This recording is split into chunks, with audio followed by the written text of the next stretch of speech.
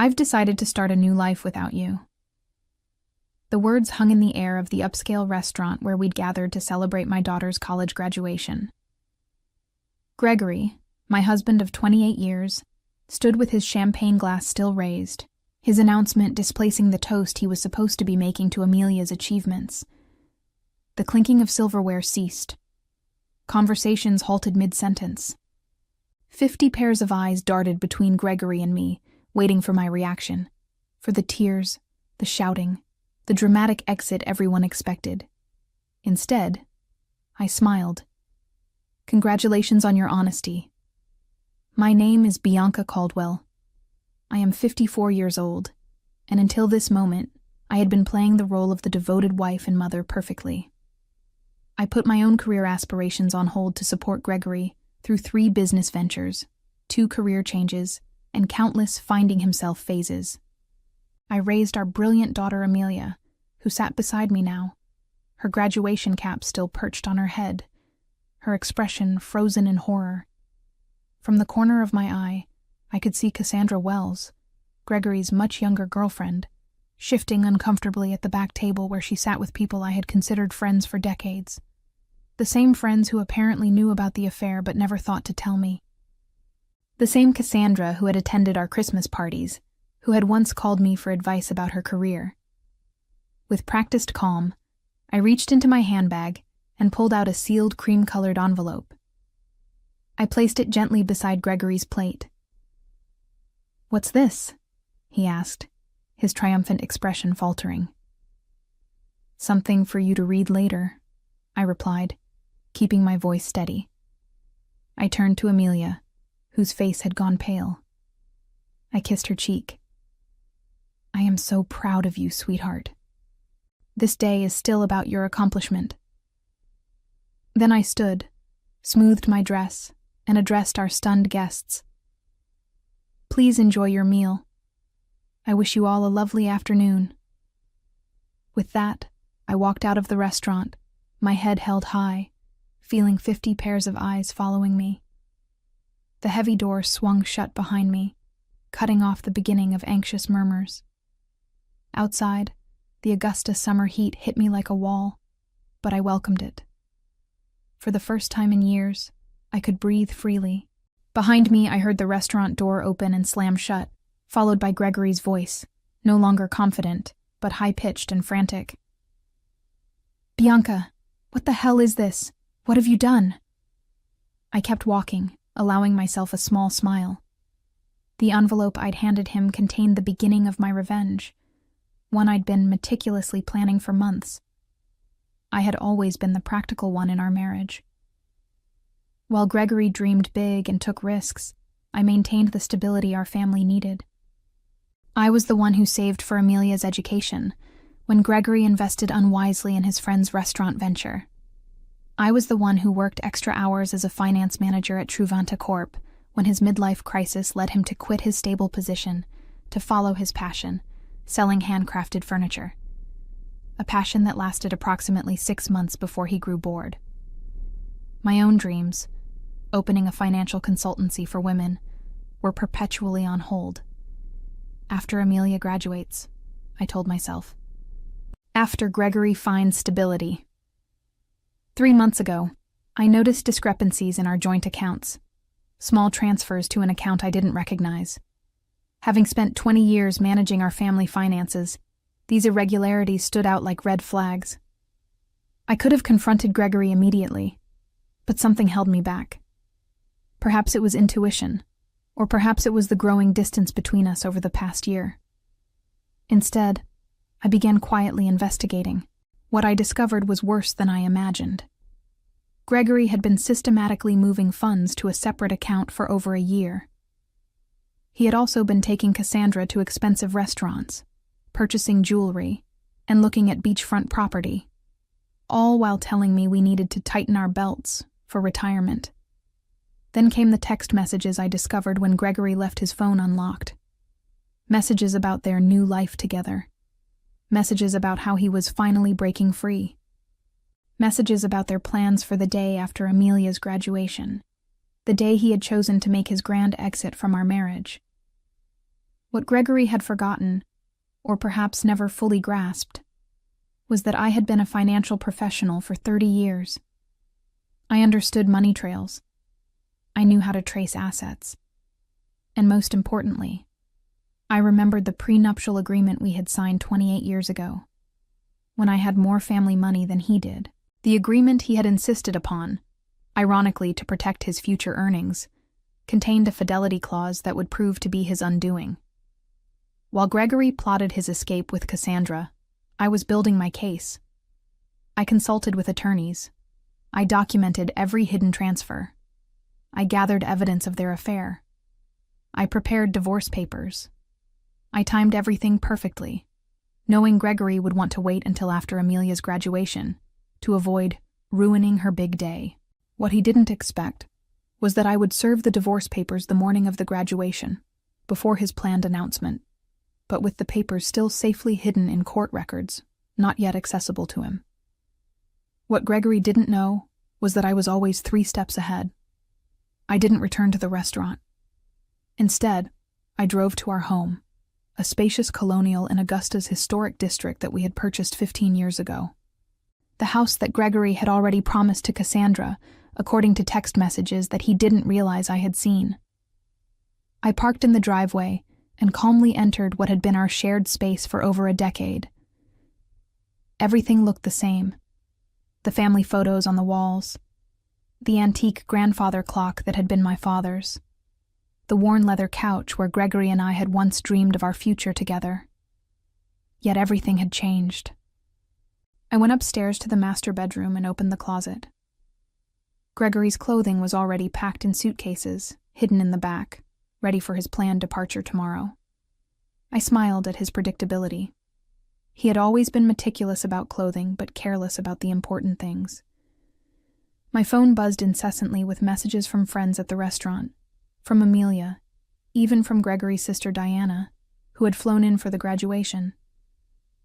I responded only to my daughter. "I'm okay. This isn't your burden to carry. Enjoy your graduation day. We'll talk tonight. I love you." I had protected Amelia from the truth for months, not wanting to overshadow her final semester with family drama. She would be angry that I hadn't told her, but I knew she would understand eventually. Amelia had inherited my practicality along with her father's charisma, a powerful combination that had helped her graduate with honors. 3 hours later, I heard Gregory's car in the driveway. The front door slammed open. "Bianca!" he shouted, his voice echoing through the house. "Where are you?" I was sitting in the living room, calmly reviewing documents on my laptop. I closed it as he stormed in, his face flushed with anger, the envelope clutched in his hand. "What is the meaning of this?" he demanded, waving the papers. "You served me with divorce papers? Today of all days?" "I thought it aligned nicely with your plans," I replied calmly.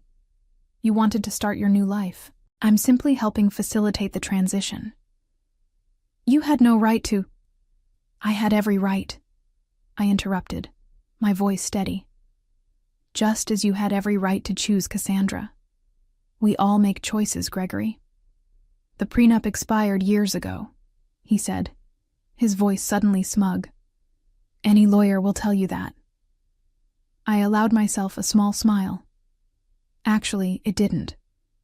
Section 12 specifically states that the fidelity clause remains in effect for the duration of the marriage. Your lawyer should have explained that to you. Oh wait, you didn't consult one, did you? The color drained from his face as reality sank in. The prenup he had insisted upon to protect his potential wealth would now cost him everything. The house, the vacation property in Savannah, his portion of our retirement accounts. His grand gesture at the restaurant had just become the most expensive announcement of his life. "You can't do this to me," Gregory said, collapsing onto the couch. "We built this life together, and you chose to end it," I replied, "though not in the way you planned." Gregory's phone buzzed persistently in his pocket. He glanced at it, then ignored it. Cassandra, no doubt, wondering where he was and why he wasn't following their carefully orchestrated plan. You've always been calculating, Bianca. But this is cold, he said, trying a different approach. What about our history? 28 years together means nothing? I studied him. This man I had loved for nearly 3 decades. The man who had held my hand through 2 miscarriages before we had Amelia. The man who had once surprised me with a weekend trip to Charleston for our 10th anniversary. When had he changed? Or had he always been this person, and I had been too devoted to notice? Our history meant everything to me, I answered truthfully. That's why your betrayal hurt so deeply. His expression softened momentarily, perhaps seeing an opening. Then maybe we can fix this. I made a mistake. People make mistakes. This wasn't a mistake, Gregory. This was a calculated plan spanning more than a year. You systematically moved our money. You looked at property with her. You planned to announce our separation publicly to humiliate me. His face hardened again. You're exaggerating. Am I? I picked up my phone, opened the recording app, and played his own voice. After the graduation, I'll tell her it's over. A public setting is better. She won't make a scene in front of everyone. Then Cassandra's voice. And she has no idea about the money. Gregory again. None. Bianca trusts me completely. That's her weakness. The blood drained from his face. You recorded our conversations? That's illegal. Not in Georgia when one party consents, I responded. And not when it's in your own home. I didn't record your private moments with Cassandra. I'm not cruel. Just the conversations about your plans to defraud me. Gregory stood suddenly, agitated. I need to make some calls. Of course, I said. Your attorney might be a good start. I'll be staying at Diana's tonight. Diana's? He sputtered. My sister's house?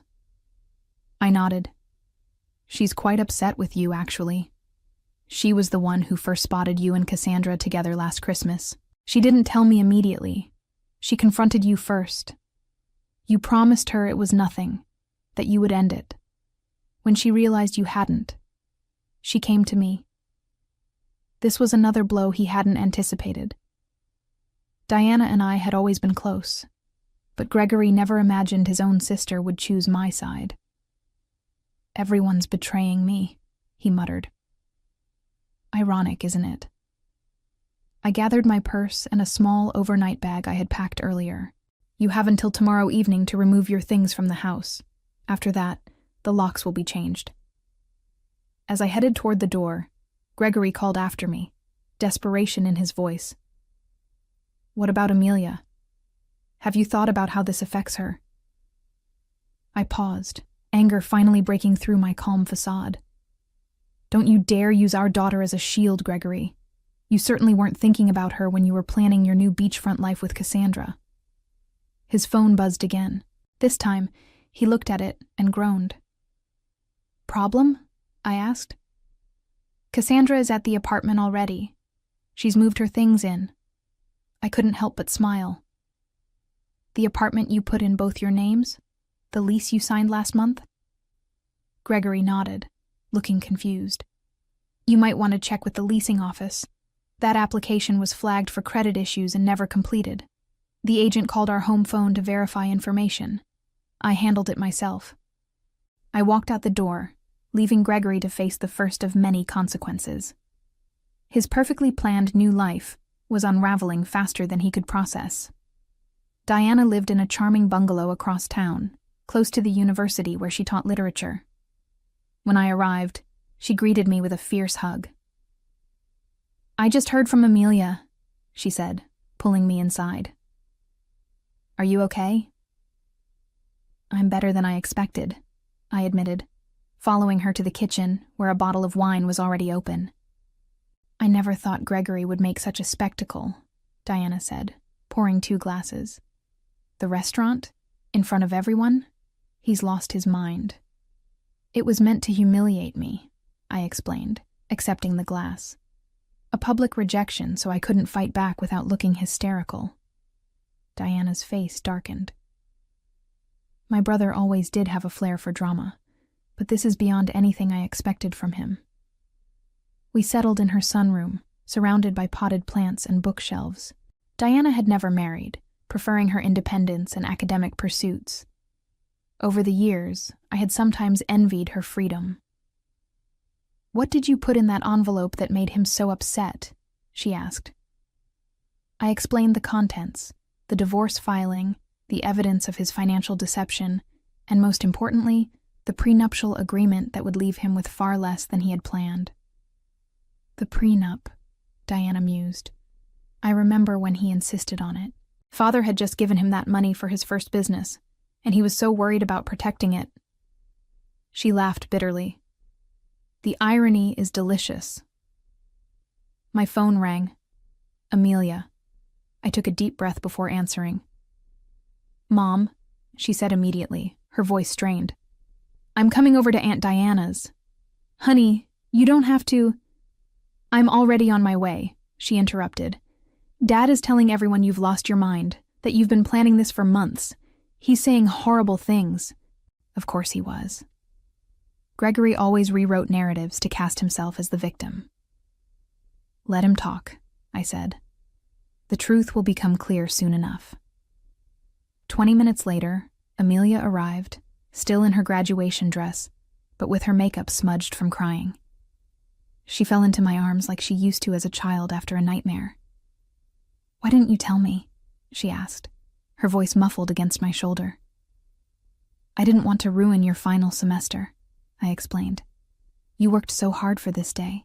She pulled back, wiping her eyes. "Well, Dad took care of ruining it anyway." We moved to Diana's living room, where Amelia finally got the full story: how I had discovered the affair, the financial deceptions, and the plans Gregory and Cassandra had made. "I knew something was off with Dad," Amelia admitted.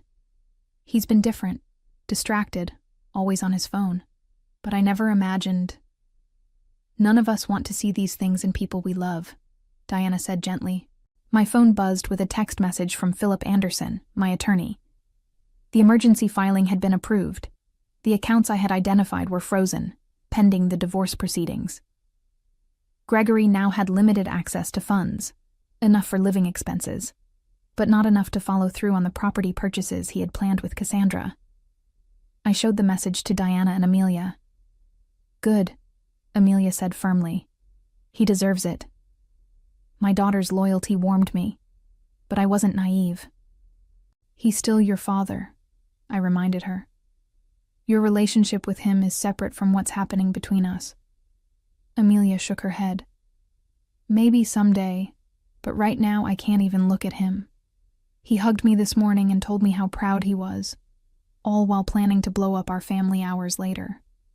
The doorbell rang, interrupting our conversation. Diana went to answer it, returning moments later with a troubled expression. "It's Gregory," she said. "And he's not alone." I steeled myself as Diana led Gregory and Cassandra into the living room. Cassandra looked uncomfortable, shifting her weight from one foot to the other, her eyes darting around the room. She was 37. Not exactly a trophy wife, but still 17 years my junior, with shoulder-length blonde hair and the kind of confidence that comes from never having faced real hardship. Gregory, by contrast, looked furious. His earlier desperation had hardened into anger. "Bianca, you need to stop this insanity," he demanded. "Unfreeze the accounts. We can discuss this like reasonable adults." Amelia stood up, placing herself slightly in front of me. "Maybe you should have tried being reasonable before announcing to everyone that you were leaving Mom." Gregory's eyes widened, as if just noticing our daughter. "Amelia, this doesn't involve you." "Doesn't involve me?" she echoed incredulously. "You blew up our family on my graduation day and it doesn't involve me?" Cassandra touched Gregory's arm. "Greg, maybe we should go." He shook her off. "No, I'm not leaving until Bianca agrees to be rational about this." Diana folded her arms.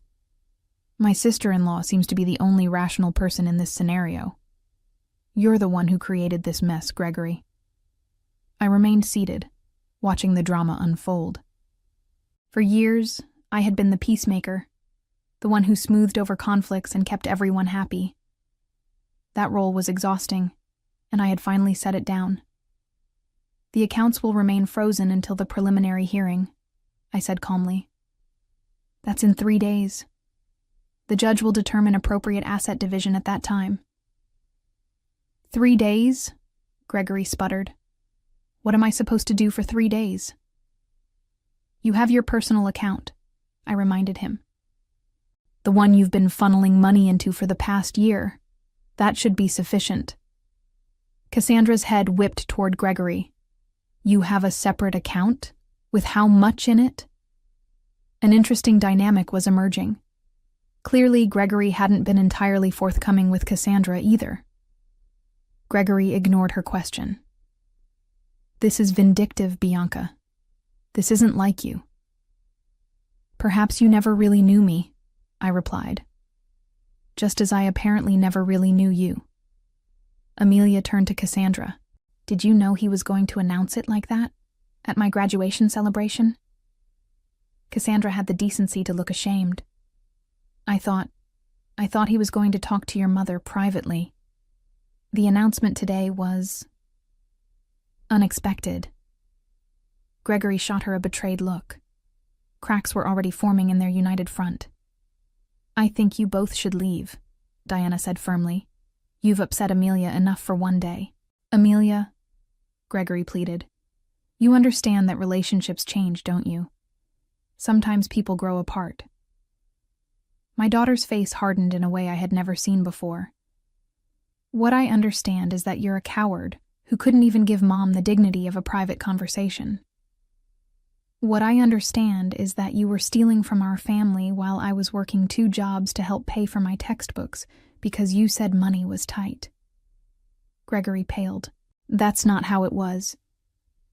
It's exactly how it was. Amelia cut him off.